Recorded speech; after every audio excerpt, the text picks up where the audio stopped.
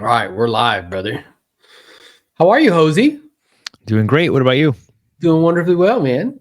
A little bummed I'm not going to see you at EXPCon, but I'll be holding down the fort. Yeah, man. We got a bunch of people flying in, which is exciting. And I'm actually going to be speaking at EXPCon on media, which is cool. We just did a lunch and learn this afternoon, and now we're here talking about fourth quarter kind of thinking, mental maps, along with fourth quarter objection handling. I love it. And you were telling a story in preparation for us connecting, and you shared, I guess, a guy who's in the restaurant business was like, "Oh man, like things are slow, right?" And what was your response to him? So my response to him was because I started hearing like things like, "Oh, like the customers don't have money, we're breaking out even, like we're trying to make it just for another until next tax season." And keep in mind, this was like a restaurant that at some point, like in the '90s, was like the one of the best restaurants to attend in Ventura County, one of the most popular by far. But what I think is happening for him is he's jumping to the right conclusion. He's thinking that it's customers that don't have enough money, when reality is there's a lot more competition that has entered the restaurant business out here. There's taco trucks, people that can start up a taco truck and now parking everywhere. He was telling me that he's got like 5 or 6 of them parked near one of his restaurants.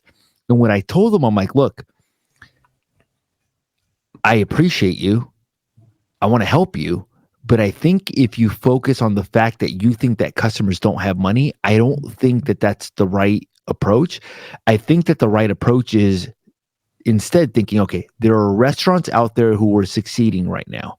There are restaurants out there that are killing it. Because the reality is, if he looks around, he will find restaurants that are killing it. It's like, okay, what are those people doing that I can learn from, and what changes do I need to implement strategically going into the fourth quarter and also going into 2025 as well too. And that was my response to him. But when I thought about that, I'm like, hey, isn't that funny? That's kind of like the same thing with realtors. Like right now, I'm getting feedback from other agents saying like, hey, look, like I'm noticing a little bit of a slowdown. I'm noticing that people are holding off before the election, which obviously does happen, and we'll teach you how to handle that. At the same time, I think it also has to do with the right approach. Even though there are some people holding off, there are other people that are concerned about the election and want to do something before the election, and people that need to do something in the fourth quarter as well too. So I think it starts with having the right mindset and attitude towards what's going on in the how is the fourth quarter going to be for you? Yeah, so you need an accurate assessment of reality in order to produce a good outcome. I mean, me and you have talked about that for a long time. I read that book, Principles, from Ray Dalio, and it very much so informed my thinking. And what that caused me to do is become ruthlessly kind of a slave of the truth. So we're always looking for what's true. I mean, you do that constantly, right? And we're always triangulating ideas with each other. Where I'll be like, hey, I think this, and you're like, oh, I think this. And usually probably like 95% of the time, we agree in terms of what's true. And for the 5%, I thought you were going to say 95% of the time I was right. Take that. So, and then those other 5%, we keep triangulating playfully with each other. And then usually something comes to the surface as being more true, right? So what I love about what you're saying, because it applies to agents the same. So here we have a business owner, an entrepreneur, who's operating under a false misperception. And the false it's an inaccurate assessment of reality. He's saying there is nobody who's going to restaurants. That is not a true statement. Not at all. He wants to believe that that's true because it'll help him to make sense as to what's going on and why he went from being like at the top of his game to perhaps not at the top of his game, and being kind of the dominant player in the marketplace to no longer being the dominant player in the marketplace. The same is true for agents. I mean, I read recently, Jose, in 2024, we are on track to do the lowest amount of transactions than we've done in the last 15 years as an industry. So same deal. So somebody might say, hey, my volume's down, my units are down. It's because nobody's buying and selling. That's not true. There are 3.8. Nope. And what I'm aware of is in your marketplace, you're still going to sell 100 plus homes. So people are still doing business. What that false misperception, that inaccurate assessment of reality allows them to do is to hide. It allows them to A, make sense of their situation, and to B, hide. So it's like, well, what are they hiding from? Well, they're hiding from reality. Why would they hide from reality? Because what reality is going to show me is I'm not as quick as I think I am, as cool as I think I am, as smart as I think I am. And there's probably something that I need to learn. So immediately when you said that to me, Jose, I thought of my sister, Sabrina. She came out to our event. I brought her up. It's beautiful, bro. So I immediately thought of my sister, Sabrina, where she is a entrepreneur. She's in her early 30s. She's like 34, maybe 35. She has 2 coffee shops that do over $1 million in revenue. One of her coffee shops is going to do like 1.6 right now. And what I'm aware of is she has lots of competitors. What her competitive advantage is that she understands media. That's what I told him. She has videos that go viral that have, Jose, 5 million views. And people drive from 30 to 40 minutes away and like, hey, can you make that coffee that I saw in the video? So what's happening is that the market, or let's say the environment for marketing your products and services, where the attention has changed. Mm-hmm. And he is coming to the conclusion nobody's buying and selling. No, nobody's going to restaurants. No, not true. The money is flowing to the people who understand where the attention is and who are utilizing that. Right? 100%. And the same is true in our business, right? Where somebody might say, and this was so helpful because the fourth quarter for me was always the strongest. And I believe that the fourth quarter was the strongest for me is because in my mind, I was like, yo, this is the opportunity of a lifetime. Everybody is quitting. Everybody is taking time off. Everybody is pulling off the gas. So I would slam my foot on the gas. I would work harder, faster, quicker, stronger. I would be I was always diligent and consistent, but even more so. And in doing so, fourth quarter was always strong and the first quarter was always really strong. And what I'm aware of is it's the same for agents where they're like, oh, nobody's buying and selling. That's not true. There are niches, which we talk about, because at the Elite Builders, we give you the good stuff, right? Not just mindset. We give you the tactics. There are lead sources that agents across the country are using that are plentiful, where there are lots of people that are doing transactions. But if I hide behind this false misperception that, hey, nobody's doing anything, then I'm not going to be able to discover what's actually true. So good for you for telling him that. And I'm also aware that the truth is kind. It's not always nice. So you telling him what you were telling him was kind. How he received that, though, he has 1 or 2 options, right? One is, hey, Jose's a jerk, man. Here I am. I'm telling him what my situation is. I'm telling him my woes, my plight. And he's saying, hey, it's basically your fault because you're not learning something new. Well, I think the other thing is the ability as a business owner to constantly be innovating.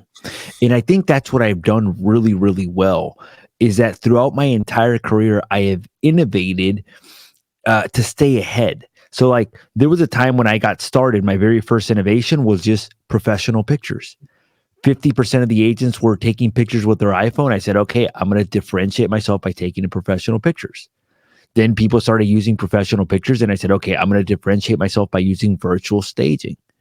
Then I said, okay, people are offering virtual staging now. How am I going to differentiate myself? Then I went to offering a moving truck, and we started helping people box up things. Then it was like, okay, more people were offering just different services. Or at that point, people didn't get the moving truck, but now there's like 3 people in my market that have a moving truck, which is funny. Then I said, okay, what am I going to do to differentiate myself? I said, I'm going to offer complimentary home staging. And then I was like, okay, like I'm noticing that investors are getting leads. What am I going to implement? I'm going to implement PPL. Then I'm like, okay, I'm going to implement PPC. So it's this ability to constantly be innovating and adapting because the environment is consistently changing around us. And for us to imagine that there's one thing in business that's going to work and that once you figure out it's going to be like that forever. No, the moment you figure out something else is going to change. Like we started incorporating open door offers for our cash offers to be able to win some of the things. We started developing relationships with other investors. So there's all these changes that are happening that if you don't have the right attitude, if you're not thinking about innovating and you're not changing, and you stop growing, then you're actually declining. I read a or I watched a video where he said, they asked him, what's your secret for success? He's like, I developed a personal development plan where I learn something every single day. Yeah. And what starts to happen is it starts to compound basically over time. You start to stack skills. And what's interesting about what you're saying is it goes against our nature, because our nature is once we find something that works, even if it only works moderately, we don't want to deviate from it. But what you're saying is 100% accurate, which is that if I want to continue to play at business, whether it's a restaurant or if it's residential resale or wholesale or whatever it is that you're doing, I'm basically signing up to perpetually and constantly and nonstop be like adapting to market dynamics, market conditions. A perfect example of that is, if somebody would have met me, I don't know, 3-4 years ago, I would have poo-pooed media. I would have laughed at people that used it, said it was silly, it wasn't an effective use of time. And then I changed my mind because I recognized like, oh, wait a minute, that is where all the attention's going. I sought out guides to teach me. And now at a conference with 5,000 agents, they've asked me to speak on a stage about media. Right. And that has radically changed my business, my life, right? All of that. So as you go into the fourth quarter, ask yourself a question. Am I just trying to do the same thing over and over again? Or in 2024, have I learned anything new? Any new strategy, any new tactic, any new lead source? Because if I am not learning something new, and if you're just going to events and they're like, yeah, I send people like wine glasses with my company's name on it, bro. I am telling you, in an environment where you go from 6 to 7 million to 3.8 million, you will die, bro. You're going to decline in business and you're just holding on for dear life. Yeah. And it's not a fun place to be at. So let's get into some of the objections that people are getting in the fourth quarter. But we wanted to start off with this, because if your mindset is not right going into the fourth quarter, if you don't have the right mindset, nothing that we say or do is going to help in any way, shape, or form. So I think having the right mindset is important. The second thing that I would recommend in this situation is creating a schedule for the fourth quarter. And creating a schedule of what days you're going to take off, what events you're going to attend. Because I think at this time of the year, there's more distractions than ever. And if you don't calendar it in of what events you're going to attend, you could find yourself in you want to go to such and such person's house. Oh, they're having a party today. Oh, you want to go to this person's place. They're having this and that. I think it's very important in the fourth quarter to basically be like, okay, these are the days that I'm committed to working. Not these are the days I felt like working that day. Like you woke up like, oh, I feel like working today. I'm going to work. No. These are the days I am going to work. These are the days I am going to take off. These are the Christmas parties that I'm going to attend. These are the events that I'm going to attend. This is how many days I'm going to work. And this is how many people I'm going to talk to during those days. Yeah, love that. So I agree 1,000%. It's a time of distraction. And it's funny, Jose, I was talking to this young guy who's he's in our organization, and he's he does well, not to his fullest capacity. And I asked him if he was coming to an event we were doing and if he was coming to EXPCon, and he's local, so it's pretty easy for him to come. And he's like, nah, dude, like I got like this. I'm taking another trip. And I was like, but you're taking like, I don't know, like every time I talk to you, you're taking trips, man. You're taking like 4 or 5, and you've been to like 3 weddings this year. You know what his response to me was? He's like, well, yeah, you got to enjoy life, bro. You got to have experiences. And here's what I responded back to him. I was like, yeah, I get that. And I'm not telling you that that's bad. What I am saying to you is that mental map, when played out, leads to excess. Add up all the time that you spent not working this year and add up all the money that you spent. Yeah. And then I also told him, I gave him kind of a Bible verse. I was like, hey, when I became a man, I gave up childish things. I was like, dude, you're optimizing for fun and you're trying to abdicate your desire. Your kind of role.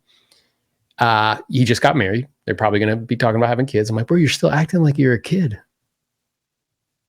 You're trying to abdicate your role as provider for fun. That ain't it. Well, you know what I'm saying? So the point is like, I want people to really hear me. Like, I'm not saying like don't enjoy and have fun with family. That's fine. What I am saying is that we have a tendency to justify it and take extended kind of periods of time, which ultimately, as a salesperson, it interrupts the flow, because this is a 90-day process, right? Our business is 60 to 90-day cycles. If you are not making money today, I know emphatically that 30, 60 days ago, you weren't doing that much, because that's how it plays out, right? And if I want to make sure that the fourth quarter is strong and the first quarter is strong, I need to be mindful of that. Take a couple days. Like you modeled after me, where I would, Christmas Eve, I had off. Christmas Day, I had off. The next day, I'm prospecting. Same here. Yeah. New Year's Eve, I would take off. New Year's Day, I'm prospecting. Yeah. Same here. Like, I would take off a handful of days. Like, yeah, we could be with the family, hug some babies. You know what I'm saying? Eat some food, have a good time. But then it's back to work. And I think, society yells at us and screams at us to do four things. One is to stop working. Two is to put whatever we want into our mouth, eating and drinking and imbibing. And three is to spend all your money.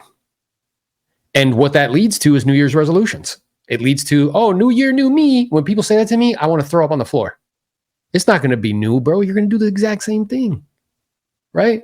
So being mindful of that, like what Jose's saying is we're already now, you have 2 months left, whatever that is, 60 plus days, whatever it is, 50 plus working days. So how many days am I going to work between now and the end of the year? Block off the time that I'm going to take off, and have goals and objectives that you're setting for that time. How many more listings do I want to take? How many more pendings do I want to take? Right? Be like intentional, not just like going through the motions. Yeah. Yeah. No. And I also think this too, like, and it's kind of interesting, because when times are good, I feel like people live in excess, but what comes after good times sometimes, what comes is a winter, and Tony Robbins talks about this, that right after summer comes winter, and the time to prepare for winter is during the summer as well too. So also, like, recognizing that even though things may be good right now, sometimes when you're not planning for the future, it puts you in a position where now it's like, oh man, like, hey, I had 3 escrows fall apart, and I only have $5,000 in my bank account, and my mortgage is next month. What's going to happen?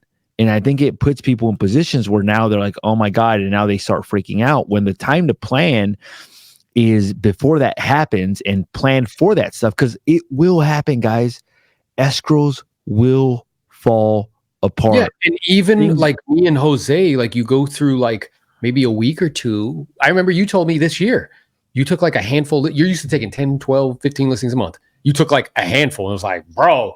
And your response to that wasn't to suck your thumb. Your response to that was to look at your wife and be like, babe, just so you know, for the next 30, 60 days, I'm strapped in. I am dialed in. I am going to be working on Saturdays. I'm going to be, you know what I'm saying? Like, it's just what it takes.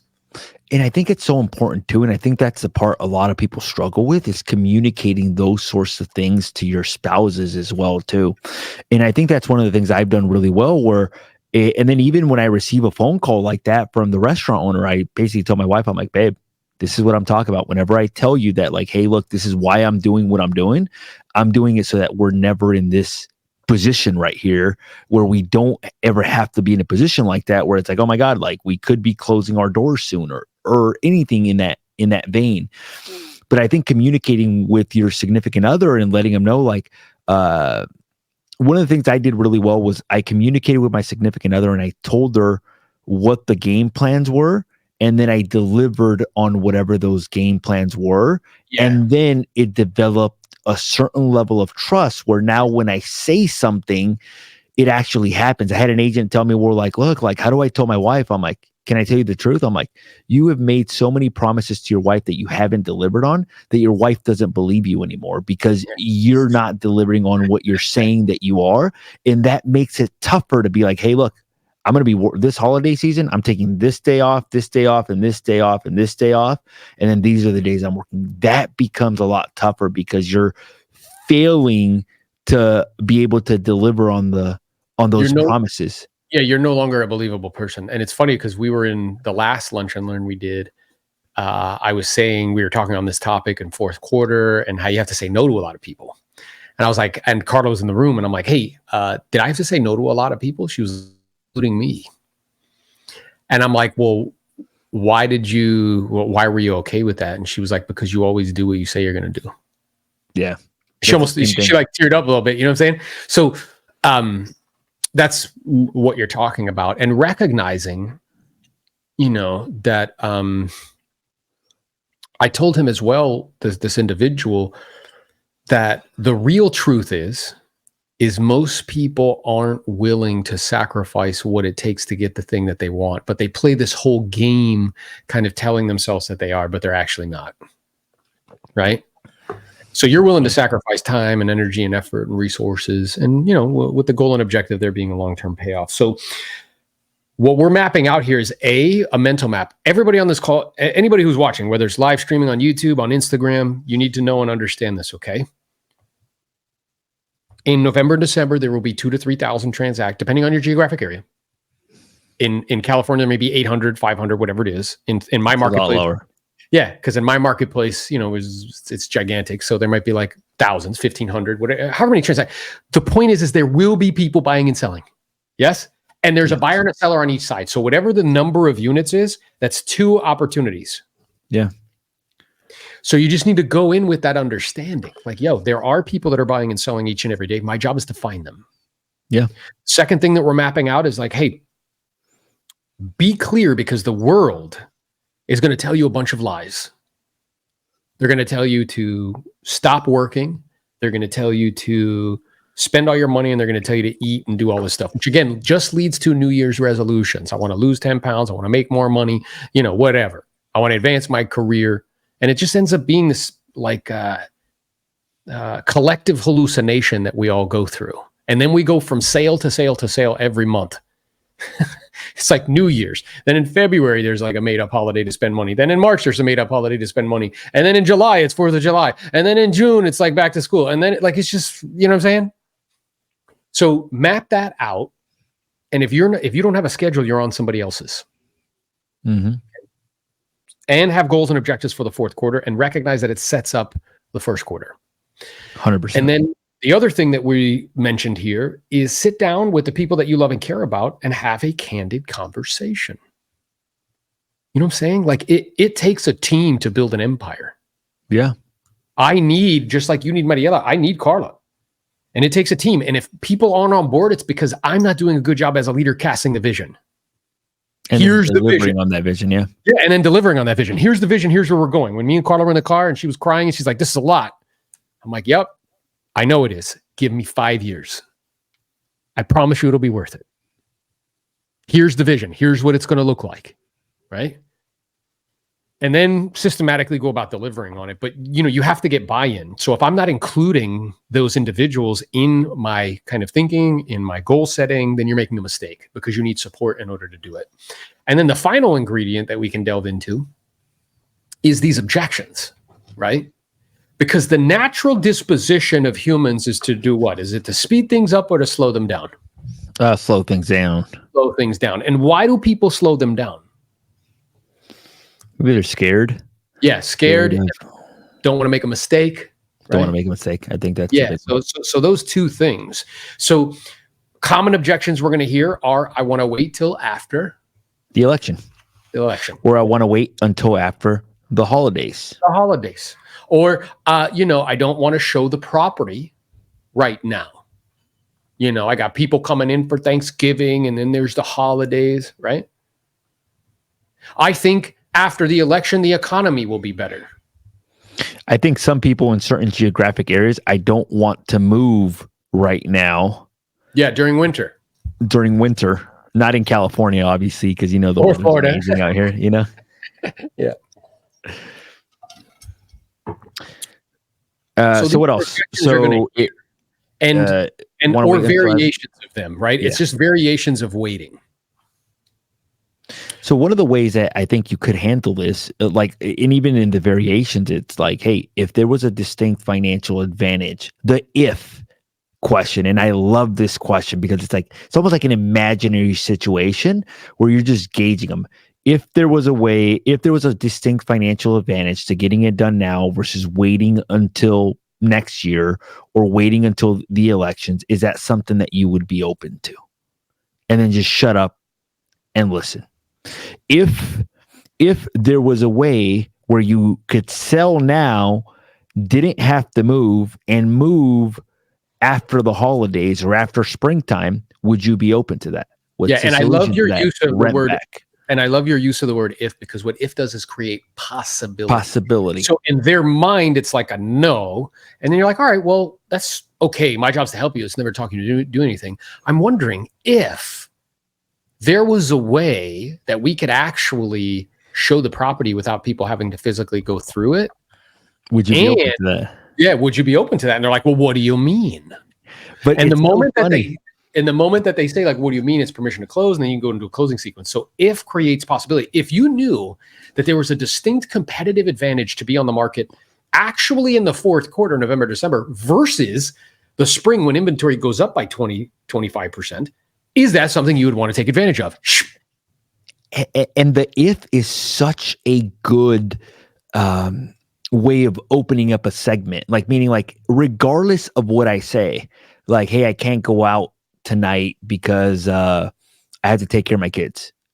If there was a way where I can help you get a babysitter where you didn't have to take care of your kids, would you be open to going out tonight? So it's almost like whatever they say, preface it with if this was possible, if there was a way, if you could do this versus that. And Aaron's right, it creates possibility, and just shut up and listen. And sometimes I've said, what if there was a way where we can do this, this, and this? I have no idea how I'm going to deliver on that, but it's literally just to say what they say. And if they say yes, then I figure out a way to deliver on the if, basically. That's right. At that point. So a good talk track is all these variations of I want to wait. Whether it's I want to wait till after the election, I want to wait until after the holidays, those are just variations of stalling. A good talk track to begin with is an if statement. Okay, that's fine, because I'll certainly be here in January to help you. I'm curious if you knew, or if there was a way, right? And that begins creates this huge kind of window of potentiality, of like possibility. Now, what I'm doing is I can take their brain, and instead of focusing on the reasons why not to do it, now they're focusing on, well, if, I guess maybe it would look like this, right? So if we were to get together under normal conditions, would you be available in the evenings or afternoons? Well, I guess if we were, probably evenings will work better. Okay, and then we're moving down that track, right? So if you knew that there was a distinct competitive advantage to be on the market in the fourth quarter versus in the springtime when inventory goes up, right, by 20% on average historically, is that something you'd want to take advantage of? Be quiet. If they say, well, what do you mean? Well, I don't know if you're aware of this. In the fourth quarter, because we look at these numbers all the time in our geographic area, in November and December, there's anywhere from 1,500 to 2,000 transactions that happen in our county. Did you know that? And then quiet. And they're going to be like, well, no, I didn't know that. Yeah, and I know that that's contrary to kind of popular belief that and selling. So do you know what sellers end up doing in the fourth quarter? They wait to put their homes on the market, or they take them off. Now, let me ask you a question. If you were a buyer and you're taking the time to shop in November and December, would you say that you're pretty motivated to buy? 100%. 100%. So what we have here is the following, Jose. We have extremely motivated buyers with less properties to look at. Now, if you're going to sell something, is it better to do that when you have more competition or less competition? More. I mean, less. Yes. Hey, he's an agent, guys. He's got to stay with us, Yeah. So less competition. Exactly right. And just by you saying that demonstrates that you're beginning to realize the benefit of being on the market in the fourth quarter. So with that being said, may I make a suggestion? Then I go into a closing sequence, but it begins with the if statement. Well, I think too, and I want to tackle this as well too.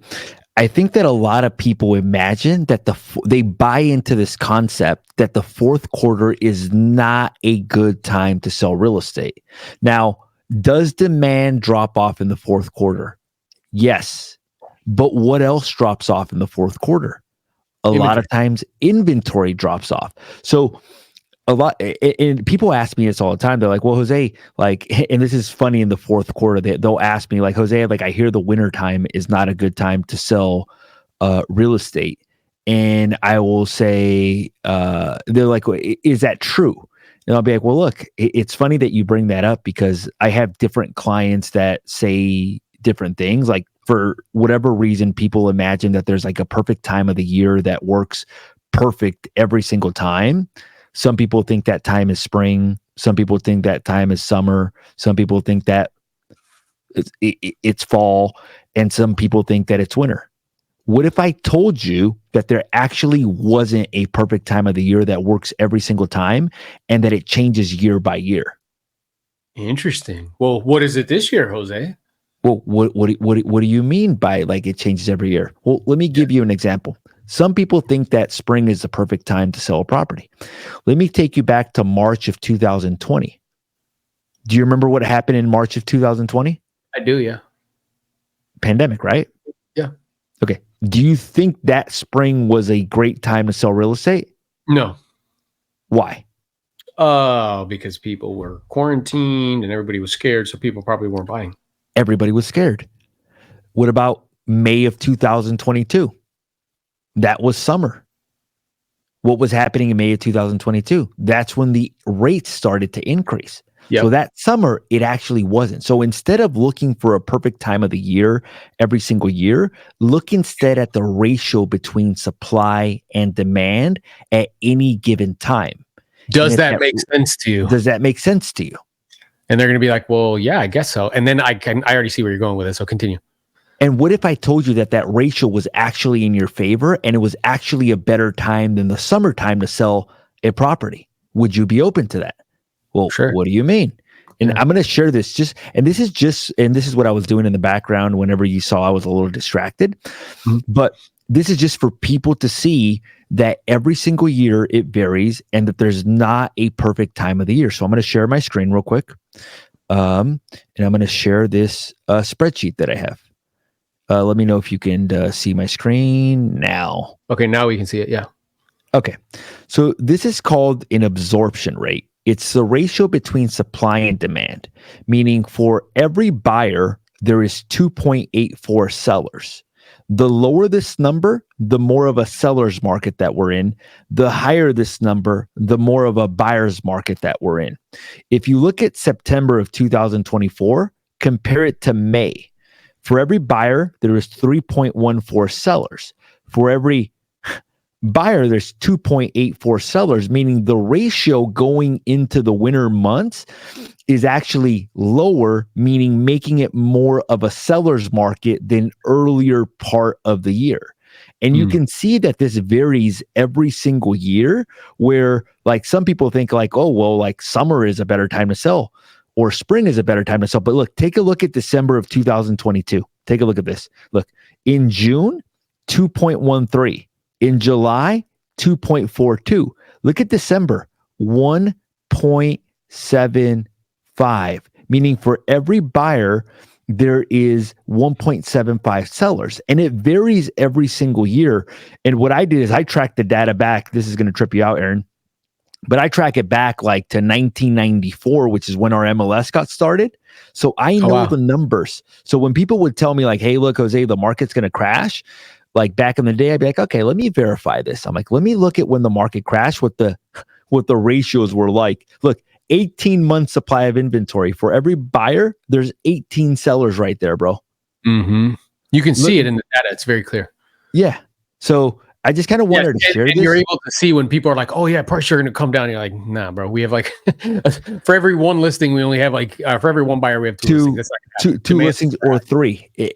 When the market was crashing, it was for every one buyer, there was 18 sellers, meaning like this seller says no. Hey, I'll just go on to the next one. This seller says no, I'll go on to the next one. There's 18 people to choose from. So the reason I brought that up is just because of mindset. If you believe that wintertime is a bad time to sell real estate, you're actually not going to be able to relay that message across to your clients that it's actually, in some cases, a better time. And going into this winter season, I believe that it's actually a better time this winter season And a lot of times I've noticed, it's funny because I've been able to sell some listings in November and December that have been sitting in the summer markets, in the summer months, market, which makes summer sense. months. And what I love about what you're saying and doing, so like we're giving people the general, our brains need shortcuts because we're processing information all the time. Yeah. So as such, we kind of lump things together. So that's where you end up with like, oh, spring's the best time, right? It's just a lumping, but it doesn't make it necessarily true, right? No. And that lumping actually it's like a blind spot. It causes us not to actually dig deep and find out like, an accurate assessment of reality. So in general, I believe we would agree that because of the collective consciousness, which is not accurate or true, which is that lumping, is that nobody does business in November and December. Homes aren't bought and sold.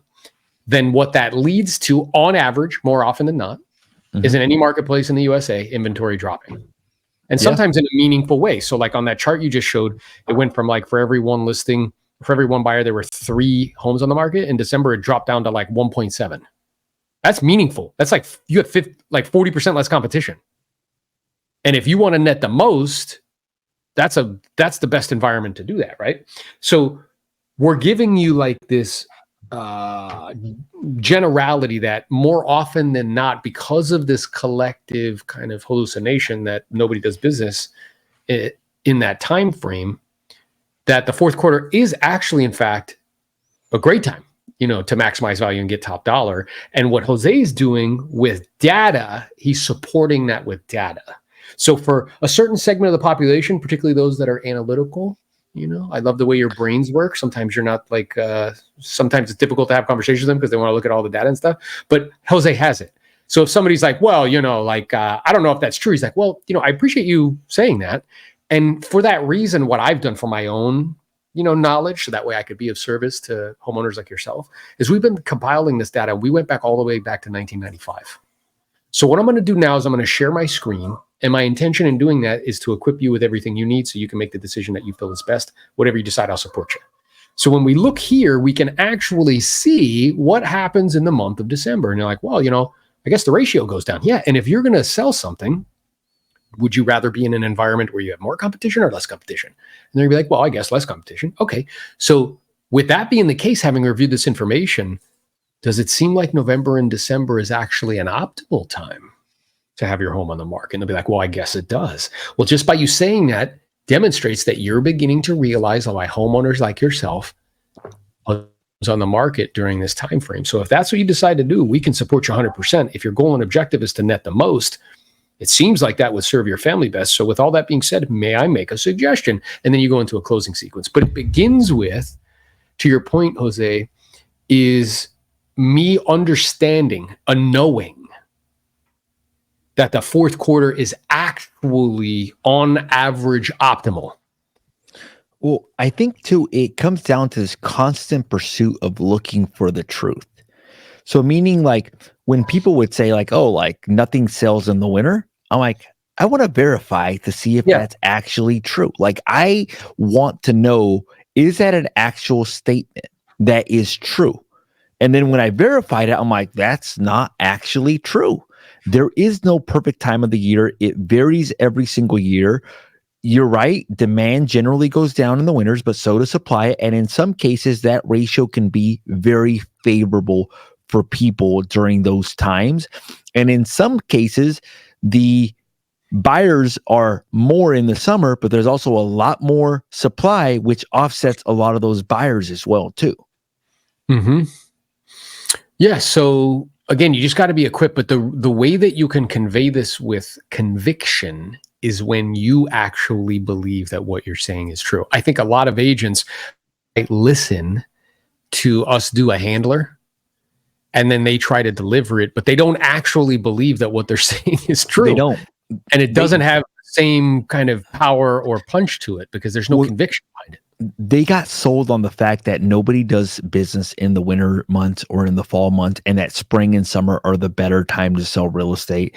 And I disagree with that statement 100%. Yeah. And again, we're using direct experience, and it's a data-driven decision that's causing us to come to that conclusion. 100%.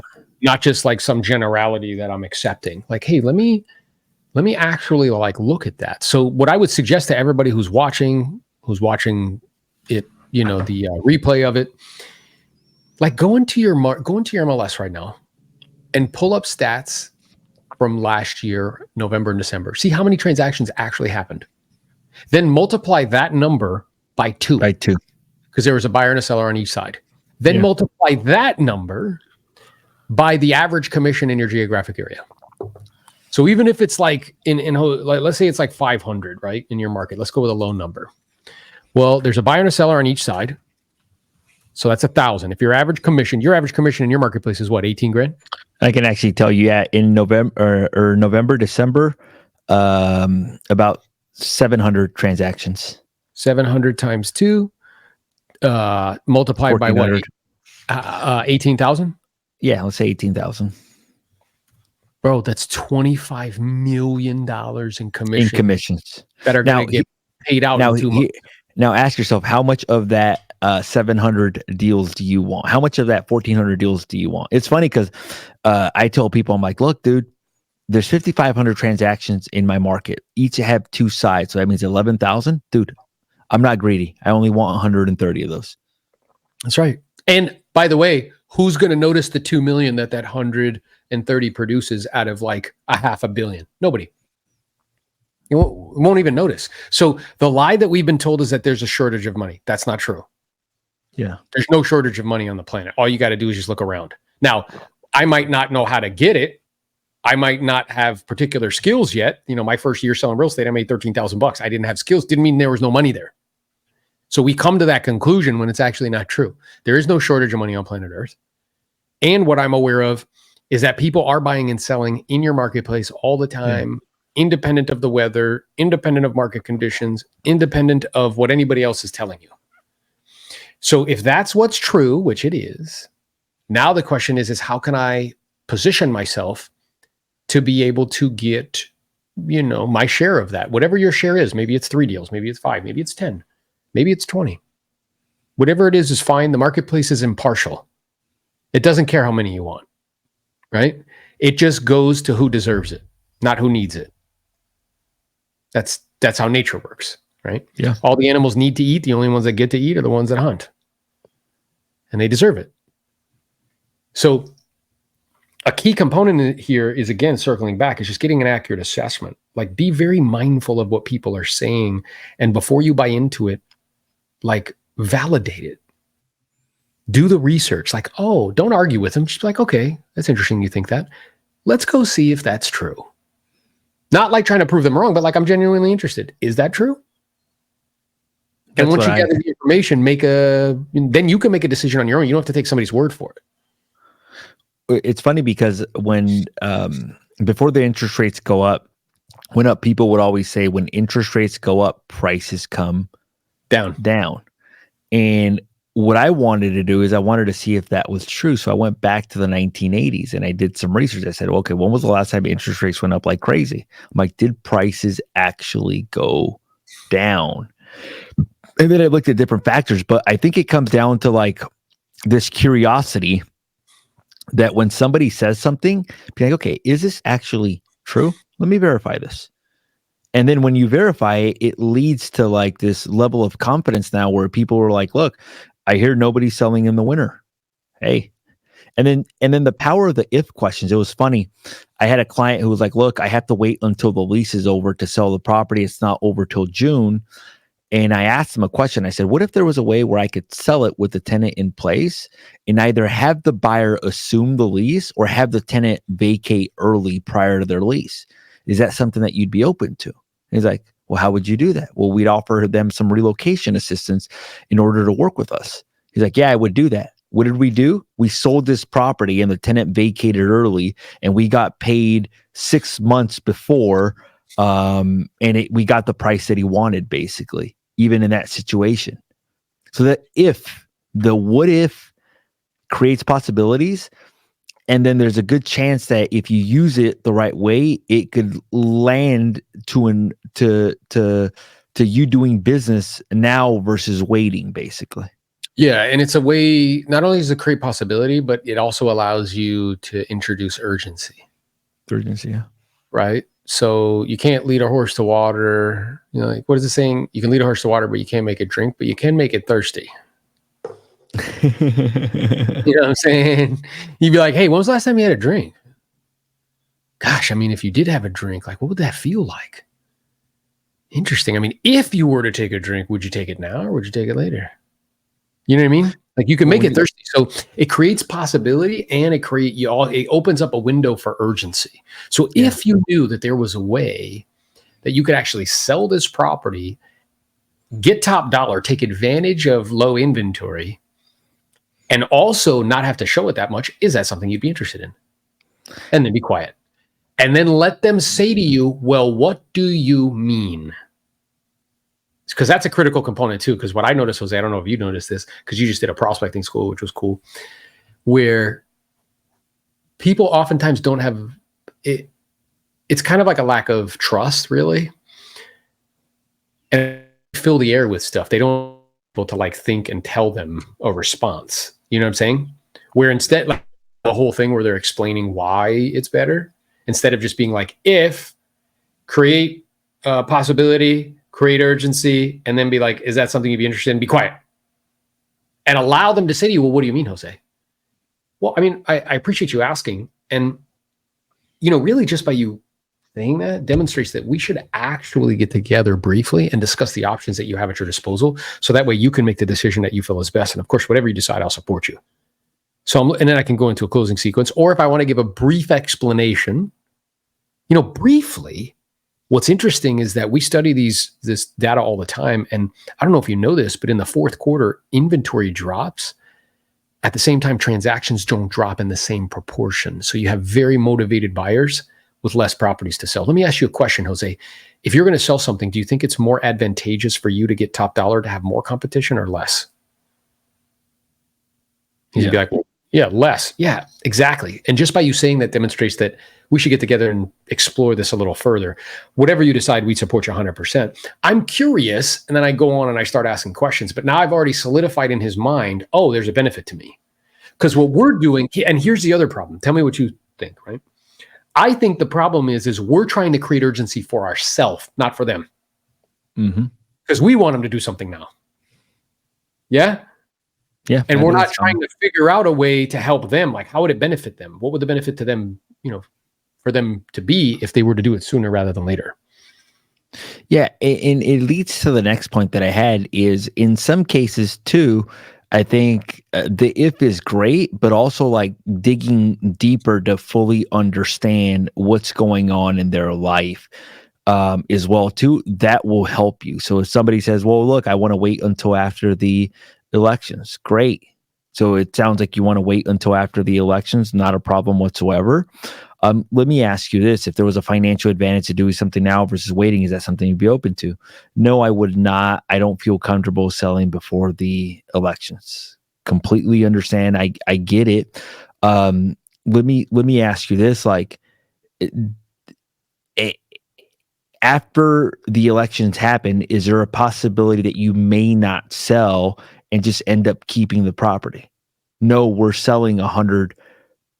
Or yes, there's a possibility. Okay, what does it depend on if you keep it versus sell it? Well, it depends on who gets elected, you know, if this person. So I think just and then what's deeper. Really good there, I love your track, and it's digging and digging, and then it comes to a point where we have like the come to Jesus talk, where I'm going to give them a straightforward question right down the pipe to get them to stop and actually think.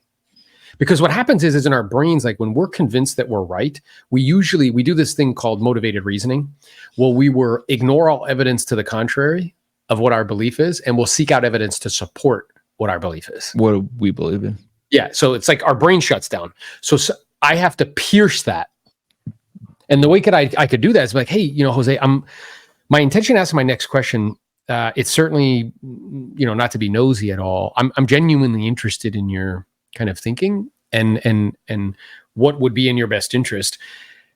I guess I'm wondering, independent of who wins the election, do you think either one of them will have any direct control over the real estate economy and market. I'm curious, do you think either one of them can solve the inventory problem that we have, which is we have like 2 million less homes than we actually need on the marketplace? And if they were to be able to solve that, is that going to be a solution that happens in a couple months, or is that probably something that's going to take a long time? And then be quiet. So I'm going to have to, like, I want them to examine their thinking, where they have to like stop and think for a second and respond to you. Just so I'm clear, perhaps maybe you could shed some light on this. Independent of who gets elected, how do you feel they will be able to directly impact the real estate market in the next 60, 90, 120 days? And then be quiet, because it's forcing them to examine in their thinking. Does that make sense? Yeah, I also think too, like, it's funny because yesterday I had a divorced lady who wanted me to make her a cash offer, and I didn't end up making her the cash offer because she wouldn't let me talk to her other spouse. And I got the feeling that she just wanted the cash offer and then presented to the other person, and the other person wasn't on board. So yesterday she opened up, and I just kept asking questions. I said basically like, okay, is your significant other able to buy you out? And I even asked questions like, who's paying the mortgage? And the reason I asked that was just to understand what type of dynamic they're in, because the better I understand their situation, the better I'm able to be like, oh, this is what's more likely to happen in this situation. And it's the same thing with this. I think that the better you understand their way of thinking without judgment, just why do they think how they think, or what are they actually thinking is going to happen? I think the better you're able to make proper recommendations. Like, okay, like, and do you have any preference as to who gets elected? Yeah. And if that person gets elected, what does that mean for this house? Does that mean that you're selling, or does that mean that you're staying? If the other person gets elected, what does that mean for you? Does that mean that you still want to sell, or does that mean that you wouldn't want to sell anymore? Yeah. And then what just popped up for me is like, gosh, I mean, I've had the good fortune of selling properties in multiple elections.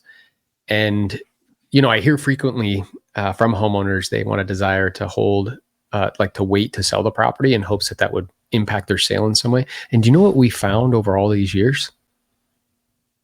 Didn't really affect it one way or the other, because the real estate market is actually independent, right? It's based on supply and demand. It's based on interest rates and things of that nature. So I guess with all of that being said, in terms of what you want, because that's what's most important, if you knew that if you made a decision to wait to sell this property, it could actually adversely affect how much you can get, would you still want to wait? Well, what do you mean? Well, let me ask you a question. With everything that's going on, it's very contentious, right? Do people usually make big economic decisions like buying homes when they feel uncertain? No.